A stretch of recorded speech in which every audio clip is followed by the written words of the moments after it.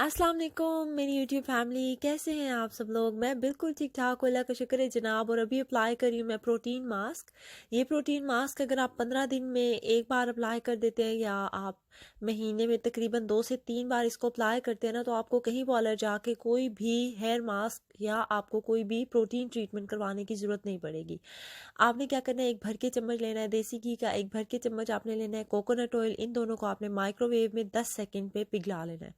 जब ये पिघल जाएगा फिर इसके अंदर 2 चम्मच पूरे बड़े भर के आपने ये डबल क्रीम डालनी है। अगर फ्रेश क्रीम आपको मिल जाए तो बेस्ट है, और यहाँ यूके में नहीं मिलती है, मतलब मिल्क से नहीं उतरती है, तो इसलिए फिर मैं ये वाली डबल क्रीम यूज़ करती होती हूँ। ये भर के आपने 2 चम्मच यूज़ कर लेने हैं इसके अंदर। और फ्रेश दूध की उतरी हुई अगर क्रीम जो घर की मलाई होती है वो हो तो वो भी आपने 2 चम्मच ऐड कर देने हैं। उसके बाद आपने इसको अच्छे से फेंट के मिक्स कर लेना है। जब अच्छे से फेंट के मिक्स हो जाएगा, जिस तरह से अभी मैं आपको करके दिखाऊंगी, मतलब ऑयल और क्रीम जो है वो मिक्स होके एक हो जाए, तो फिर आपने क्या करना है कि इसके अंदर एक एग आपने तोड़ के डाल देना है। एक एग तोड़ के डालने के बाद इसको अच्छे से मिक्स करना है। ज़्यादा सही अच्छे से फेंटेंगे तो ये इस तरह का क्रीमी फॉर्म में आ जाएगा, ज़बरदस्त किस्म का। ठीक है, फिर उसको बाद आपने क्या करना है, इसको सारी जड़ों में और सारे बालों पे अच्छे तरीके से अप्लाई कर देना है। अप्लाई करने के बाद आप चाहें तो इसको कोई बैग वगैरह लपेट दे बालों के ऊपर, अगर नहीं तो आप ऐसे भी छोड़ सकते हैं। बालों को ऊपर करके आप बांध दें और फिर आप इसको तकरीबन 2 से 3 घंटे लगा रहने दें। उसके बाद आप अपने बालों को वॉश करेंगे। पहले ही वॉश में आपको कितना फ़र्क दिखाई देगा, आप खुद हैरान हो जाएंगे। अभी जनाब हम गए हुए हैं, थोड़ी सी ग्रोसरी करनी थी तो इसलिए हम गए हुए हैं। यहाँ पे जब हम आते हैं ना टील के ऊपर, तो यहाँ पे मुझे बहुत दिल अच्छा लगता है अगर मेरे हस्बैंड ही ये सारा काम करें, क्योंकि जिस दिन भी हस्बैंड ये सारी ग्रोसरी यहाँ पे इकट्ठी बैग्स के अंदर डालते हैं ना, तो घर आके सॉर्ट आउट करना इतना ज़्यादा मेरे लिए ईजी होता है ना, क्योंकि वो इतनी तरतीब से रखते हैं चीज़ें। जैसे फ्रोज़न चीज़ें हैं वो एक बैग में डालेंगे, और अगर कोई बाहर रखने वाली एक साइड पे चीज़ें हैं वो एक साइड पे जाएंगी। अगर कोई क्रिस्प है, कोई बिस्किट है, वो एक बैग में वो डालते हैं, तो घर आते साथ ना इतना ईजी हो जाता है। सब्जियां फ्रूट एक तरफ, तो फिर निकाल के सॉर्ट आउट करना बड़ा ईजी हो जाता है। उसके बाद सेल्सबरी में जो है वो थोड़ी सेल लगी हुई थी, वहाँ पे हम गए थे। मैं एक्चुअली इस टाइम हमारा जाने का कोई इरादा नहीं था। मेरे हस्बैंड ने मुझे कॉल की, कहते हैं सेल्सबरी जाना है, चलो चलते हैं, कुछ चीज़ें लेनी है, वैसे भी तो बच्चों को भी ले जाते हैं। मेरा दिल नहीं था, सर्दी इतनी थी, दिल बिल्कुल नहीं कर रहा था जाने का, लेकिन मेरे हस्बैंड ने बोला कि वहाँ पे सेल लगी हुई है। सेल का नाम सुनते साथ ही ना मैं एकदम से दौड़ के उठ गई और जल्दी से गई हूँ, और वहाँ पे वाकई सेल लगी हुई थी। लेकिन मेरे हस्बैंड ने वैसे ही मुझे कहा था कि वहाँ पे सेल लगी हुई है, क्योंकि उनको पता था मैं सेल का कहूँगा तो जल्दी से भाग पड़ेगी, वैसे नहीं जाना। तो खैर मैं सेल का नाम सुन के वाकई सेल की वजह से मैं आई थी, और यहाँ पे थी सेल, और कुछ चीज़ें मैंने ली भी हैं जो कि मैं आपके साथ शेयर करूँगी इंशाल्लाह नेक्स्ट ब्लॉग में। अभी मैं आपके साथ एक बात शेयर करना चाहती हूँ। टाइटल से भी आपको पता लग गया होगा कि मैं 4 साल होने वाले हैं मुझे, मैं पाकिस्तान नहीं गई हूँ। पाकिस्तान इसलिए मैं नहीं गई हूँ 4 साल से, क्योंकि पहले तो मैं गई थी अगस्त में गई थी, और आज से 4 साल पहले, मतलब इस अगस्त में मुझे हो जाएंगे पूरे 4 साल हो जाएंगे, अभी 3.5 साल हो गए हैं। तो पाकिस्तान जब मैं गई थी तो उसके बाद जब मैं वापस आई हूँ तो फरहान पैदा होने ही वाले थे, थोड़ा टाइम रहता था, तो ये दिसंबर में पैदा हुए हैं। तो ये एक तो थोड़ा सा अर्ली पैदा हो गए थे, और दूसरा ये था कि बहुत ज़्यादा छोटे पैदा हुए थे, मतलब कमज़ोर बहुत थे, वेट बहुत कम था। तो इनको स्पेशल केयर होती थी, एक स्पेशल केयर पे रखना पड़ता था। जो मेरे छोटे बेटे हैं उनकी बात करी हूँ मैं, जिन्होंने पहली बार ब्लॉग देखा उनको ज़रा मैं दोबारा बता दूँ कि मेरे छोटे बेटे का नाम फरहान है, मैं उनकी बात करी हूँ। तो उनको एक स्पेशल रूम टेम्परेचर उन्होंने मुझे बताया था, उस रूम टेम्परेचर पे मुझे उनको रखना पड़ता था। 3 महीने तक मैं इनको बिल्कुल एक रूम टेम्परेचर पे अंदर रखती थी।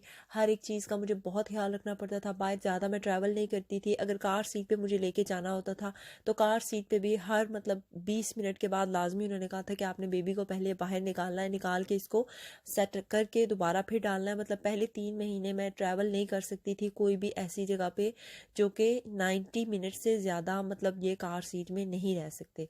तो वैसे भी होता है कि बच्चे को ज़्यादा नहीं रख सकते, लेकिन अगर आप लॉन्ग ड्राइव पे हो तो आप ऐसा कर सकते हो, बच्चे को आप निकालोगे, फीड कराओगे, फिर से डालोगे। लेकिन इनके साथ थोड़ा मसला डिफरेंट था, तो इसलिए फिर बहुत ज़्यादा एहतियात मैं करती थी। तो उस साल इसलिए नहीं गए थे क्योंकि फरहान बहुत छोटे थे। फिर स्लोली स्लोली माशाल्लाह ये ठीक हो गए। 1 साल के बाद जब 1 साल के हुए तो फिर हमारा प्लान बना था जाने का, लेकिन फिर मैंने ये सोचा कि 1 साल और वेट कर लेती हूँ ताकि ये थोड़े से इतने हो जाएं कि थोड़े सॉलिड पे आ जाएं, थोड़े खाने पीने पे आ जाएं, तो फिर मैं पाकिस्तान का प्लान करूँगी। तो जब फरहान की सेकंड बर्थडे थी उसके बाद हमारा प्लान था जाने का, और फिर ये हुआ कि उसके बाद कोरोना आ गया। उसके बाद हम जा नहीं सके, कोरोना की वजह से हम रुक गए और मुझे ये था कि लॉकडाउन ख़त्म होगा तो फिर हम दोबारा जाएंगे। फिर लॉकडाउन ख़त्म हुआ तो फिर गर्मी आ गई बहुत ज़्यादा, और फिर गर्मी में हमने ख़त्म कर दिया कि अब नहीं जाएंगे। उसके बाद अभी तक कोई प्लान नहीं बन रहा और अभी सब जा रहे हैं, तो मेरा दिल करता है उड़ूँ फ़ौरन और फ़ौरन से पाकिस्तान पहुंच जाऊँ। मतलब 3.5 साल मुझे हो गया पाकिस्तान में नहीं गई हूँ, अम्मी अब्बू को नहीं मिली हूँ, और बहुत दिल करता है कि पाकिस्तान जाऊँ जल्दी से, बस आंखें बंद करूँ आंखें खोलूँ तो पाकिस्तान पहुँची हूँ। कभी कभी मेरे साथ ऐसे होता है ना, मैं सोती हूँ ख्वाब में तो मुझे ऐसा लगता है जैसे मैं पाकिस्तान में अपने घर पे हूँ। तो ऐसे ज़रा सी आँख खोलती हूँ ना तो यूके होता है, मतलब जहाँ पे अपने रूम में मैं होती हूँ। तो मैं थोड़ी देर के लिए ना आंखें बंद कर देती हूँ, मैं आंखें बंद रखती हूँ, मैं कहती हूँ अच्छा चलो थोड़ी देर के लिए सही मुझे ना अपने घर की फीलिंग आने दो, खैर है कोई नहीं। तो मैं ऐसे ना ज़बरदस्ती आंखें बंद कर ही रखती हूँ। जब मैं शुरू शुरू में यूके आई थी ना, तो पहले तकरीबन 2 हफ्ते तक जब मैं सोई होती थी तो सुबह उठने का जब टाइम होता था ना, तो मुझे ऐसे लगता था जैसे मैं अपने घर पे हूँ। तो जब सुबह सुबह ऐसे आंखें खोलती थी तो छत नज़र आता था, दीवारें नज़र आती थी ना, तो मैं रोना शुरू कर देती थी। इतना ज़्यादा मैं रोती होती थी, इतना ज़्यादा मैं रोती थी, और फिर ना मैं दोबारा से ऐसे अपने ब्लैंकेट के अंदर मुंह छुपाती थी और मैं कहती थी कि शायद शायद हो सकता है कि थोड़ी देर के लिए ना मैं वापस चली जाऊँ। मतलब ऐसे ना फीलिंग होती थी कुछ। अब ये है कि अब ऐसे नहीं होता, अब बार बार रोना नहीं आता इस बात पे, लेकिन ये है कि कभी कभी ना दिल बहुत ही ज़्यादा तंग हो जाता है जब टाइम थोड़ा ऊपर चला जाए ना। मुझे ऐसे होता है कि चलो बहुत ज़्यादा नहीं, तकरीबन साल या 2 साल बाद तो एक चक्कर लग जाए, लेकिन बहुत ही लंबा हो गया अभी टाइम। और मेरे हस्बैंड मुझे कह रहे थे कि आप ऐसा करो, आप बच्चे मेरे पास छोड़ जाओ 2 वीक के लिए, आप जाके अम्मी अब्बू को मिलाओ। लेकिन मुझे ये भी पता है कि अगर मैं बच्चों के बगैर चली जाऊँ, मतलब मैं बच्चों के बगैर तो खैर 1 घंटा आज तक कभी भी मैं कहीं गई नहीं हूँ, ठीक है। तो मुझे ये लगता है कि अगर मैं बच्चों के बगैर चली जाऊंगी ना, तो फिर वहाँ जाके भी मैं बिल्कुल मतलब सुकून से नहीं रह सकूंगी, क्योंकि बच्चे यहाँ होंगे। मैंने कहा नहीं कोई बात नहीं, अब जब भी हम जाएंगे इंशाल्लाह हम इकट्ठे जाएंगे। अल्लाह करे ये लॉकडाउन ख़त्म हो आराम से, तो फिर देखते हैं, प्लान बनाते हैं और आराम से जाएंगे, खूब इंजॉय करेंगे इंशाल्लाह। अम्मी अब्बू के साथ बहुत सारा टाइम गुजारूंगी, और इंशाल्लाह इंशाल्लाह। अभी मुझे काफ़ी सिस्टर्स ने जो है इंस्टाग्राम पे भी कमेंट्स किए थे कि जिन जिन सिस्टर्स को, जिस जिस सिस्टर ने मुझे दुआ के लिए कहा है ना, उन सब के लिए मैं दिल से दुआ करती हूँ कि अल्लाह पाक आपकी तमाम जायज़ ख्वाहिशें पूरी करे। एक सिस्टर का जो है वो बहुत दिल से उन्होंने मुझे कमेंट किया था, उन्होंने मुझे कहा था कि प्लीज़ आप मेरे लिए दुआ करें कि अल्लाह पाक मुझे बेबी दे दे। तो मेरी आप सबसे भी रिक्वेस्ट है कि जब भी आप नमाज़ पढ़ते हैं, जब भी आप कोई भी इबादत करते हैं, अल्लाह से दुआ करते हैं, तो ये दुआ ज़रूर शामिल किया करें कि अल्लाह जी जितने भी दुनिया में जोड़े हैं जिनके अभी तक औलाद नहीं है, अल्लाह पाक जल्दी से उनको साहिब औलाद कर दे और उनके घर रौनक से भर जाए। आमीन सुमा आमीन। अल्लाह पाक सबकी जायज़ ख्वाहिशात पूरी करे। और एक बात मैं कहना चाहती हूँ कि अल्लाह पाक के हाथ देर है लेकिन अंधेर नहीं है। और दूसरी बात है कि अल्लाह के हर काम में कोई ना कोई बेहतरी होती है। इंशाल्लाह इंशाल्लाह ज़रूर अल्लाह पाक करम करेंगे। इंशाल्लाह अगर अभी तक नहीं हुआ है तो आगे ज़रूर होगा, इंशाल्लाह ज़रूर होगा।